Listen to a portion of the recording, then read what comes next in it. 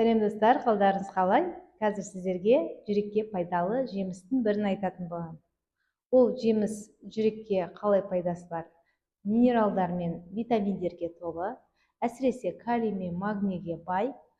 Бұл жемісті күнде қазіргі таңда нағыз пісіп жатқан шағы. Бізде Шымкентте, біздің микрорайонымыз Асарда төгіліп пісіп жатыр. Бұл жемісті міндетті түрде күнде жеуіміз керек. Күніне 200 грамм күндік мөлшері, ал кептірілген түрінде 50 граммнан жеп отырсаңыз, өте пайдалы жеміс болып есептеледі. Әсіресе біздің жүрегіміздің жұмысына, жүректің қызметіне. Бұл жемістің аты